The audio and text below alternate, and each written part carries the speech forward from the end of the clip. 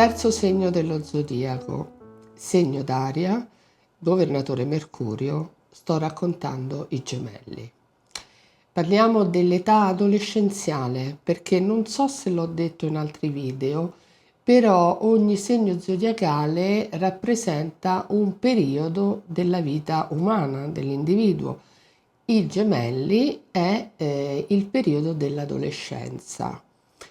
Abbiamo l'incontro con l'altro, il confronto con l'altro, e il confronto con l'altro può anche essere spietato, esattamente come lo specchio, perché gli specchi si facevano col mercurio e quando noi ci guardiamo allo specchio noi vediamo quello che realmente siamo, e è questa la caratteristica dei gemelli, che la dura verità, ecco, come stanno le cose, un gemelli te lo dice.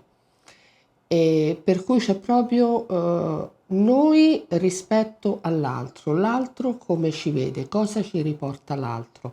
Questa è l'energia del gemelli, è scambio continuo il gemelli.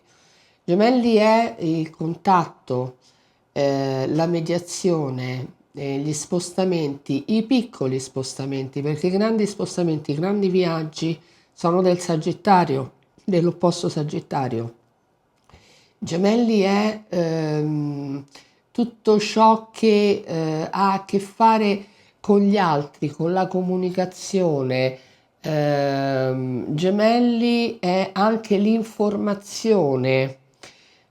Se la internet, allora dobbiamo calcolare che Mercurio è un'ottava sotto Urano, quindi Mercurio è la stampa, Urano è internet, ma tutte e due hanno a che fare con l'informazione. Gemelli io lo vedo molto come il gossip, come le vignette umoristiche, più che un vero e proprio giornalismo. Comunque è curiosità, il gemelli si deve informare di tutto, il gemelli è quello che inizia 1000 corsi, magari anche il corso di astrologia, e poi lo lascia, perché raggiunta una conoscenza superficiale, a lui basta, non manca l'approfondimento nel segno zodiacale dei gemelli. Poi ovviamente, come dico sempre, dipende sempre dal tema natale e dipende sempre dal livello di evoluzione di un individuo, non è che siamo tutti standard. L'ho già detto in altri video, ad ogni segno zodiacale in Italia appartengono circa 5 milioni di individui. Capite bene che descrivere un segno zodiacale lascia il tempo che trova, perché poi l'astrologia e la lettura di un tema natale è altro. Questo io lo dico sempre. Comunque, tornando ai gemelli, c'è questo discorso dello specchio, ma lo specchio è anche scimmiottare. Uno davanti allo specchio può anche vedersi in altre maniere, avere altre espressioni, e allora ecco che ai gemelli si collega anche, si collegano gli attori. Molti attori hanno valori in gemelli. Sordi, Alberto Sordi, aveva tantissimi pianeti in gemelli, perché c'è questa caratteristica di essere camaleontici, di passare da un personaggio all'altro, da una situazione all'altra, anche con una certa scaltrezza. E qui tocchiamo un altro discorso, perché nell'antichità Mercurio era il protettore dei ladri.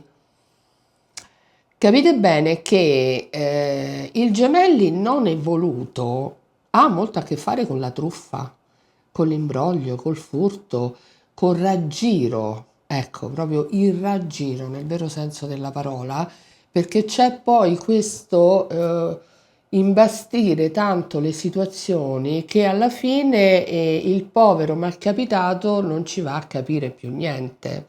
Questo è il gemelli non evoluto.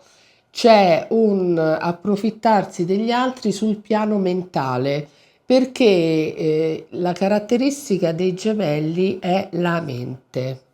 Mercurio è il pianeta che si occupa della mente, del nostro modo di pensare. Per cui i gemelli non è che sta lì e dice vabbè, fammi vedere come posso indorare la pillola, come posso fare. No, Gemelli è diretto e dice quello che pensa. A volte è brutalmente chiaro, ma perché c'è fortissimo questo discorso mentale nei gemelli. Tornando sempre alle caratteristiche principali, a cosa rappresentano i gemelli, sono collegati con la macchina, le auto, con i mezzi di trasporto, con il telefono, sono tutte attività che avrebbero a che fare con i nati sotto il segno dei gemelli. Ci sono i contratti, c'è l'informazione, l'ho detto, c'è la polemica nei gemelli. Perché? Perché torniamo a un segno che è adolescenziale. Allora, come sono gli adolescenti? Sono irrequieti e polemici. Voi provate a dire a un gemelli di star fermo da una parte, lo potete dire a un toro, a un cancro e fino a un certo punto, ma il gemelli fermo non ci sta, esattamente come non sa stare zitto, non può stare zitto, non è nella sua natura.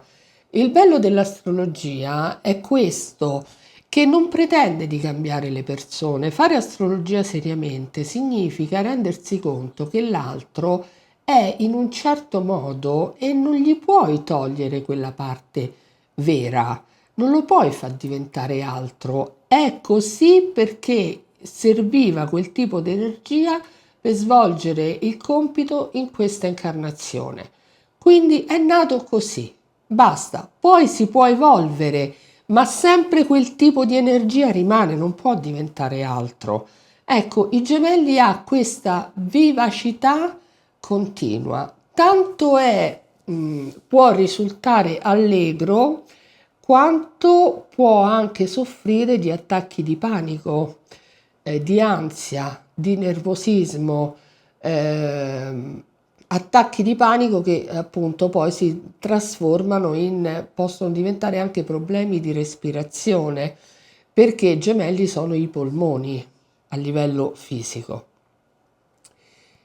Quindi abbiamo a che fare con un segno che parla di leggerezza. L'aria dei gemelli è leggera. Avere un gemelli accanto da una parte è riposante perché non ti farà mai sentire gli anni che passano. Dall'altra è faticoso perché abbiamo a che fare con persone che non stanno mai zitte. Però non lo so, io ho una simpatia particolare per questo segno, forse perché la mia luna è in gemelli, però penso che il mondo senza i gemelli sarebbe veramente tanto noioso.